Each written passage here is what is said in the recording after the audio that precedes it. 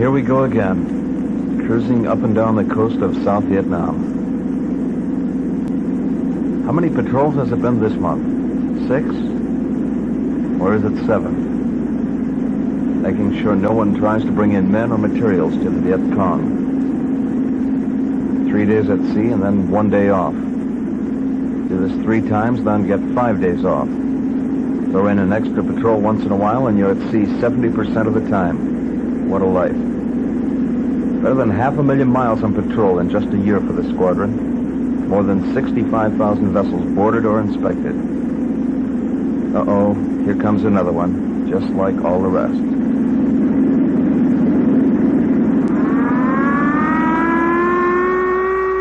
Well, let's get it over with.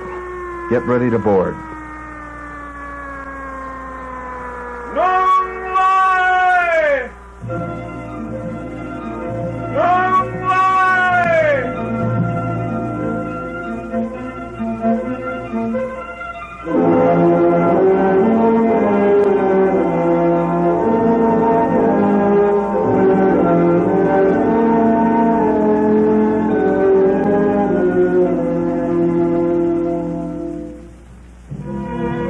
Funny what they call this patrol duty. Operation Market Time.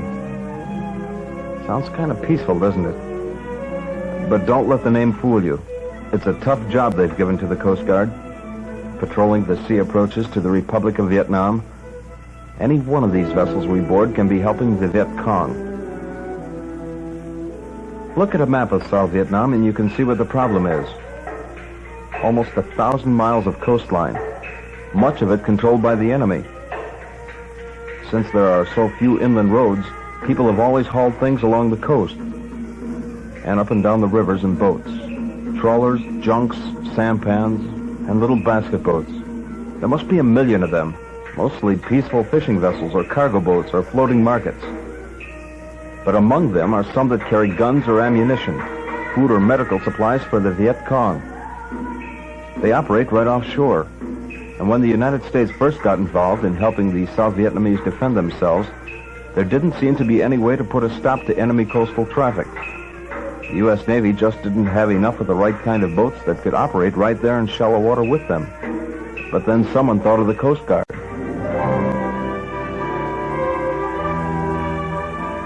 Back in the States, we were operating a fleet of 82-foot cutters on search and rescue missions along our own coastline. These boats were self-sufficient. They could do almost anything. The 82-footer was air-conditioned, so the crew could stay comfortable no matter what the climate outside. This would be especially important in the hot, muggy coastal regions of Vietnam. Food? With our freezers, we could keep plenty of chow on board, enough for a week or even more at sea, if we had to stay out that long. Yep, we were well stocked. Only thing to be added was a little imagination from the cook.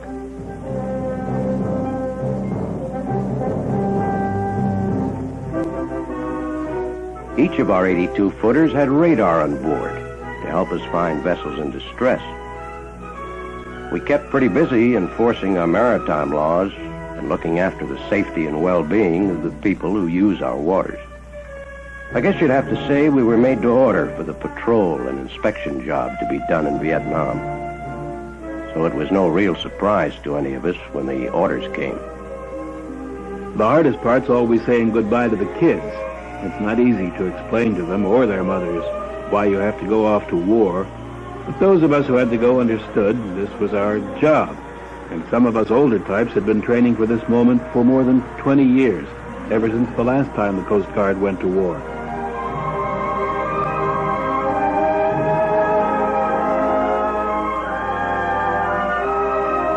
The Coast Guard Receiving Center in Alameda, California was the gathering point for this first group of us. And here we learned we were the first members of newly commissioned Coast Guard Squadron 1. We also learned that we would soon move on from Alameda to begin special training at the Navy's Amphibious Training Base Pacific, Feb TRAPAC, down near San Diego. But there were a few details to be attended to first. We were all experienced men, and most of us remembered what you had to go through for this kind of emergency assignment. It really brought back memories. Ouch. You've heard the expression, tell it to the Marines? Well, at Fib Trapac, it was the Marines' turn to do the talking. They were our instructors, and there was a lot they had to tell us about the newer weapons being used in Vietnam, like the M14 rifle, the replacement for the old M1 of World War II. We took the M14 apart and put it back together again. Then we went out to the range to see if we remembered how to fire a rifle. So we were a little rusty at first, but we'd get better. There, told you so. One weapon we get to know very well was the 50 caliber machine gun.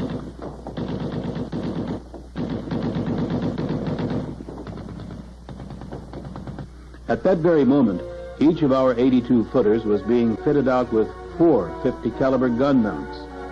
The main battery would be an ingenious weapon designed by a Coast Guard officer, a 50 riding piggyback on an 81 millimeter mortar. It would be used on many small naval craft operating in Vietnam.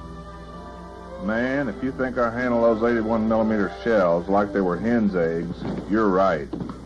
Guess that's why they decided the cook ought to be a gunner in his spare time. That's the way it is in the Coast Guard.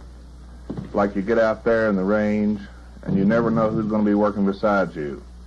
Might be a chief, or even one of the officers.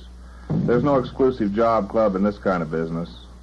We all learn a lot of different jobs, and we learn them together. Because that's the way we work in the Coast Guard, together. They didn't leave anything out, I'll tell you. But all this was just leading up to the main event, survival training. Okay, so you ask, why were they interested in teaching us survival up here in the mountains? Well, look at it this way. The main object is to learn to stay alive. And if one of our cutters ever got run aground, well, we might just have to take to the hills or to the jungle. So we learned to tell what plant life we could eat and what we couldn't. Greens, the instructor called them. Almost made them sound appetizing. But let me tell you, they weren't. They'd keep us alive, though, and that was the real point.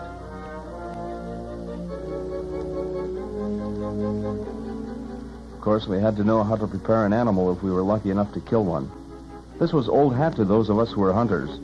But to the rest of the group, it was information that could be very important where we were going. Like learning about skinning a rabbit. Most of the guys didn't know you can tell if it's good to eat by the color of its liver. Bright red and it's down the hatch.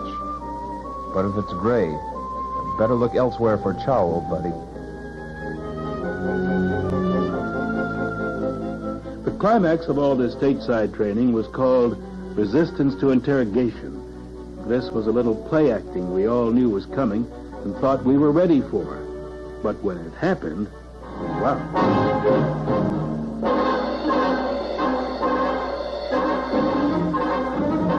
After the first 20 seconds, as far as we were concerned, it was for real. The idea was to get us used to the way we might be treated if we were captured. And I'd say they got the point across all too convincingly. All of a sudden, that old Navy tradition, don't give up the ship, took on a special modern significance.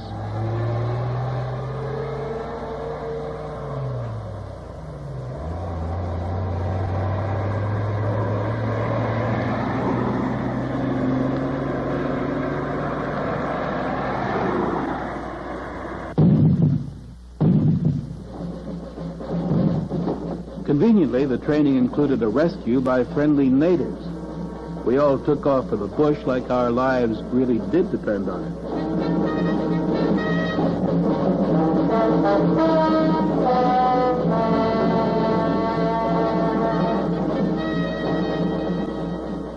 Don't think they didn't have a time convincing us to come back when the game was over. We just weren't quite ready to trade our freedom for a ride back to camp in that truck.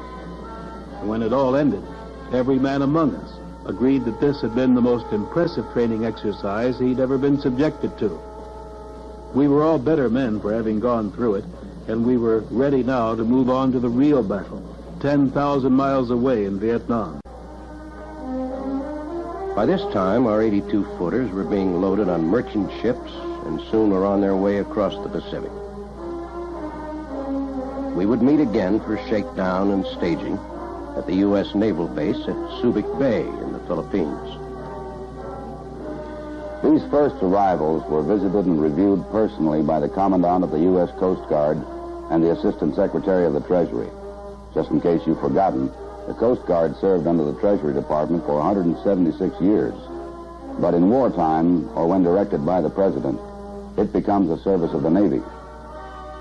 At Subic Bay, Squadron 1, the Coast Guard's first wartime squadron since World War II, was divided into two divisions, 11 and 12, each one ready for action in Vietnam. It was a rough South China Sea we had to cross, but the trip to Vietnam did give us a chance to get our sea legs back again. Besides, many of our search and rescue missions back in the States took place in seas just like these, so we felt right at home. With the nearby division mothership seeing that our fuel tanks were filled, we just kept plowing along, eager to get started on our new job. On paper, it looked simple. Division 11 would operate from the village of An Thoi on the island of Phu Quoc, patrolling the coastline of the Gulf of Thailand to the Cambodian border. Division 12 would operate from Da Nang in the northernmost coastal section of the Republic of Vietnam to seal off the border with the Communist North at the 17th parallel. The area in between would be covered by Division 13, due to arrive later. Yes, it all looked so simple on paper.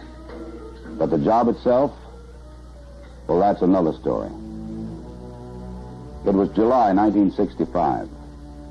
We moved out on our first patrols, from An Thoi in the south and from Da Nang in the north. It was amazing to think that only 81 days before, we had been on peacetime duty back in the States. By now, we had painted a less conspicuous gray color over the peacetime white of our 82-footers. We were at war, part of the U.S. Navy's Coastal Surveillance Force. Our mission was clear: halt the movement of men and material to the enemy. At first, to accomplish our mission, we had to stop every vessel we came across. Stop them, check their papers, board and search them. This was the only way to tell if a vessel might be helping the Viet Cong. Friend and enemy, they all flew the flag of South Vietnam. Soon we found it was impossible to board and search every one of the thousands of boats that roam the coastal waters every day, but we got most of them as they came and went on their daily journeys between villages and to the fishing grounds.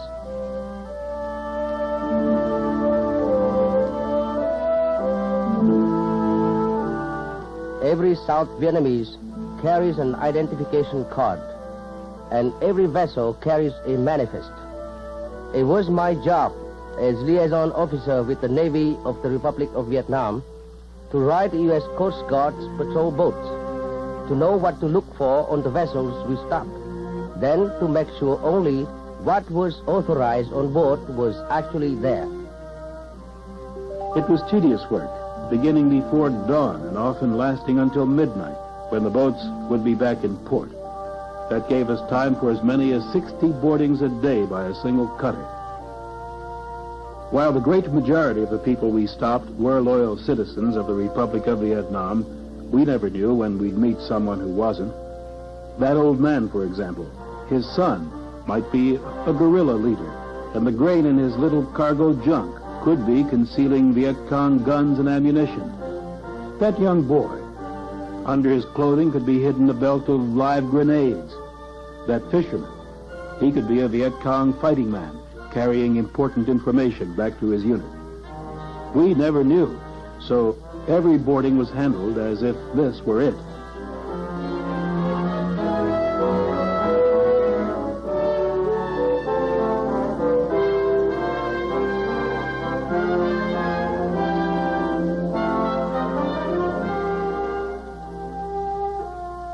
We found a lot of things we weren't looking for, but we gave them our attention anyway. Like this little kid with the burned stern. I'm no doctor, but when you have kids of your own back home, you just can't let something like this go by without trying to help. Everyone says Americans are suckers when it comes to kids, and I guess we are. But all of us wanted to do what we could to ease some of the pain these youngsters were suffering out here. Fact is, we passed out candy to the kids or cigarettes for the grown-ups whenever we could get them. Before long, they actually seemed to want us to stop them and come aboard.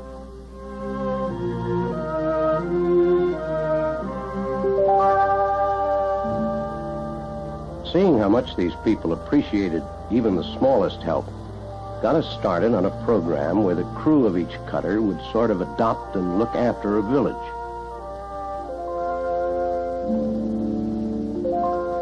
On a day when we weren't on patrol, we'd drop in on the villagers, bring them packages we'd put together ourselves, or our wives or some civic group would have sent from the States.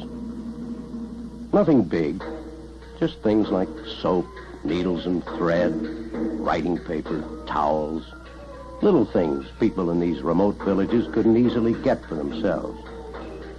It was all unofficial, just a personal thing we wanted to do.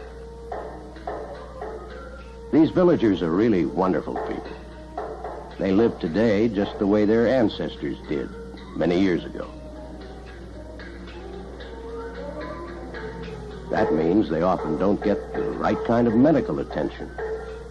So with the help of Navy medical corpsmen from our mothership, we do what we could to help them out.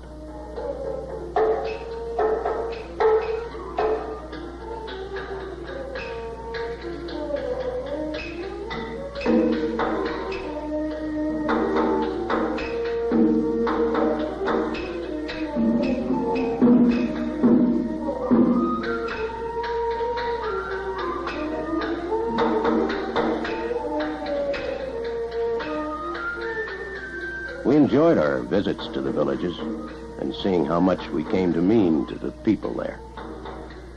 Of course, they came to mean just as much to us.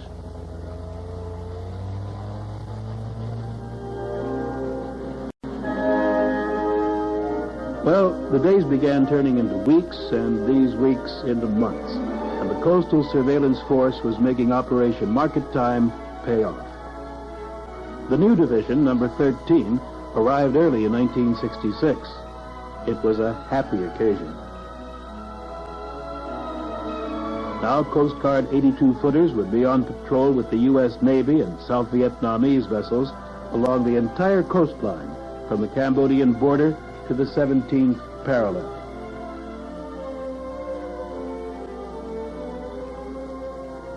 By this time, a number of cutters had fought engagements with enemy vessels and had intercepted supplies and weapons being smuggled to the Viet Cong, many of them of communist Chinese origin. In fact, in the first year, we prevented 250 tons of equipment from getting into enemy hands. We were effectively cutting off the coastal and river routes into Viet Cong strongholds, and the communists were being forced to turn to land transport for their supplies. So we kept at it. Each cutter, 3 days out on patrol, had in for one day 5 times over. Even when the weather was so lousy, we knew no one in his right mind, except us, of course, would be out at sea. Then, mercifully, we could come in to take that 5-day break before starting the cycle all over again.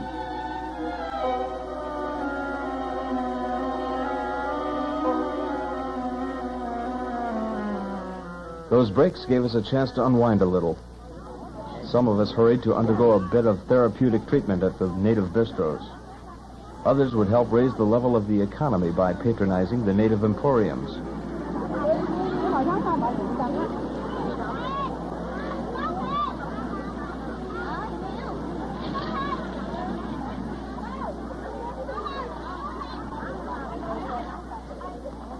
Of course, all of us kept the local service establishments busy.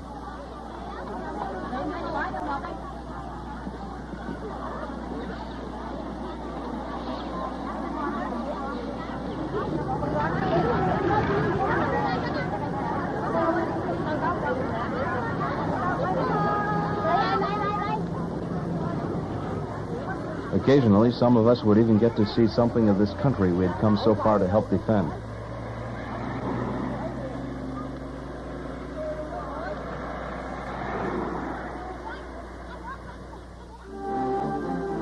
Often while we relaxed before the next round of patrols, maintenance crews back on the division mothership were busy keeping the 82-footers in shape.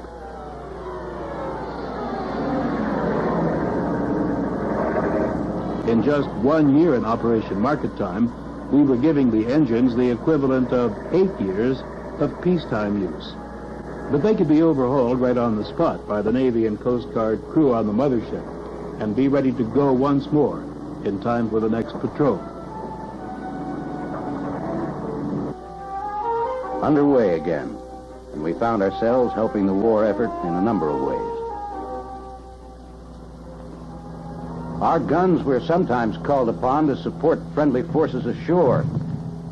The forward air-controlled aircraft could see the enemy. We couldn't. But we just kept firing, hitting the area where the spotter plane told us it would do the most good.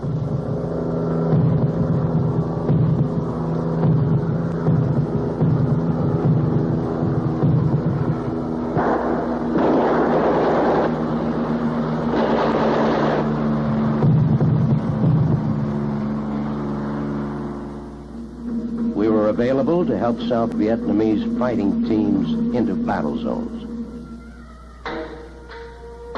But our main job was still searching for men and materials being smuggled to the enemy, and we kept at it day and night. This kind of duty meant we sometimes had to hold worship services underway. Sure, our altar was built out of ammo boxes, and our older boys weren't particularly dressed for the occasion, and only the few men not on watch could attend at any one time. But war is like that. We were sure God would understand. A spiritual lift like this was important to us all, because we knew that we might find ourselves right in the thick of a knockdown, drag-out fight with the enemy at any time. Amen. Especially at night. Our radar would pinpoint something unusual. We'd close in and challenge the vessel. If they were up to some shenanigans, chances are they would reply with, "We could dish it out, so we'd let them have it right back."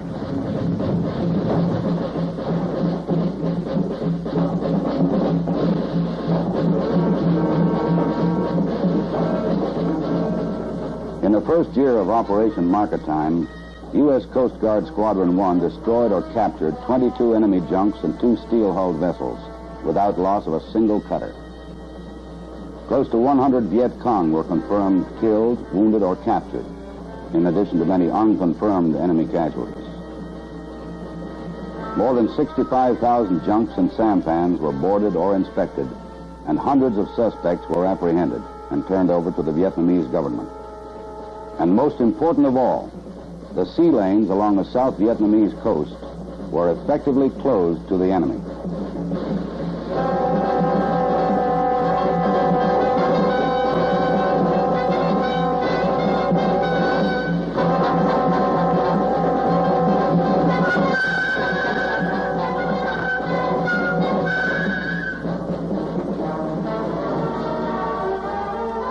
There's been a right fair share of heroes during Operation Market Time. South Vietnamese naval personnel and officers and men of the United States Coast Guard. Together they have braved the blistering fire of a fanatical enemy and stayed at their stations until the battle was won, all sharing danger in a joint effort to prove once and for all that aggression cannot and will not be allowed to persist.